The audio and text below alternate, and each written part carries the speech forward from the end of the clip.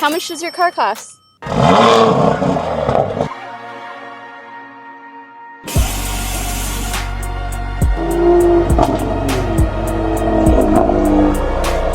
So let us know what your name is and where you're from. My name's Hunter Inslee. I'm from San Antonio, Texas. Everyone watching us, let us know below in the comments where you're from. What everyone wants to know, what car do you drive and how much did it cost you without any modifications? I drive a 21 Toyota GR Supra, and I paid $60,000 for this back in 21. Nice. So let's talk about your lights. What have you invested in your lights? So these are the Alumo DRLs. They were about $400. And then in the back for light setup, I'm running Invoke taillights. That was about $1,000. Okay. So they change every color in the rainbow. What about the front? What have you modified in the front? So for the front, I have a AFE tow hook running all carbon front. We took all the stock air blocks out and custom made our own vents to make all the vents functional in the car. So now you have total airflow throughout the engine. How much did that cost you? All in all, probably cost me around about $1,500 to $2,000 to do everything. Okay. So a lot of research on it to make sure we weren't going to damage the car if water was going to come in or any of that stuff. Be protected. Yeah, that'd still be safe. Okay. What about your wheels and your rims? What modifications have you done there? So I have custom made to spec for the kit. It's going to be Workmeister's M1s. I'm also sitting on Nitto 555Rs to be able to get grip and put power down to the car. So okay. How much did it cost you said? Wheels itself was about $3,500 without shipping. Okay. Tires were probably sitting around like $1,700, I think, total to get everything done. Okay. Mount, balance, shipped, and bought. Okay. Now, tell us a little bit about this color. How much did it cost you? Is it paint? Is it a wrap? It is a wrap. Cost-wise, Deviation Shop helped me out a lot to knock this out. Total from him was about $2,500 to do this wrap. $2,500? Yes. Okay. That was the friend discount because I think he wanted to see this come true as well.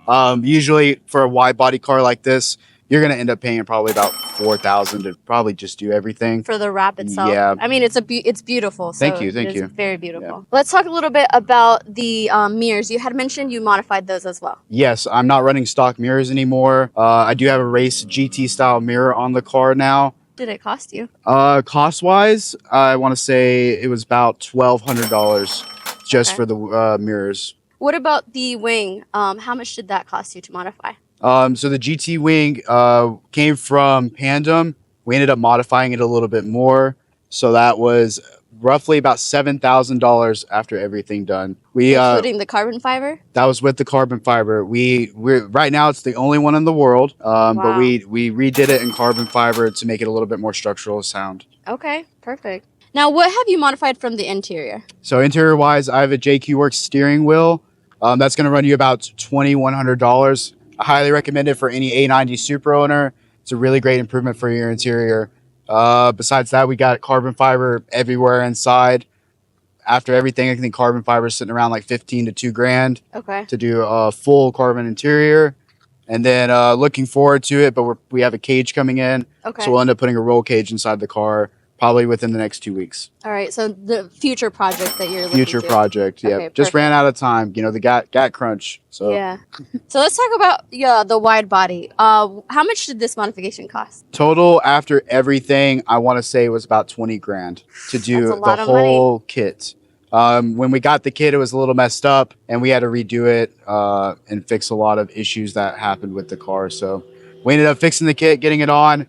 And then I premiered it at Coda for Stance Auto magazine. Oh, wow. Yep. Oh, that's impressive.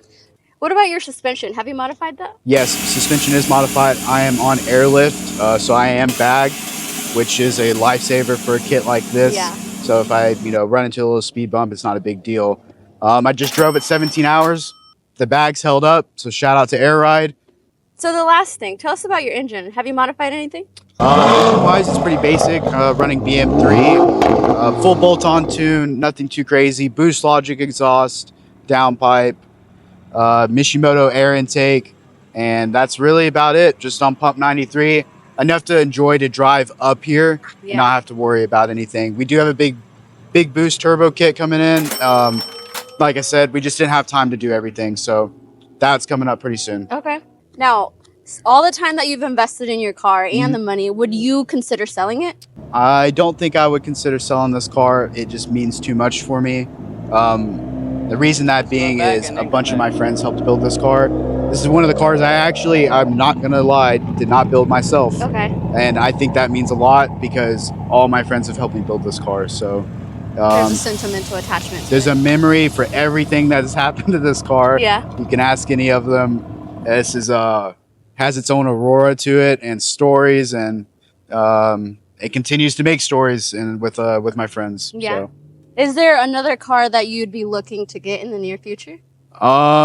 Actually, I'm building 2 other cars that should be ready by next year for GAT if everything goes smooth.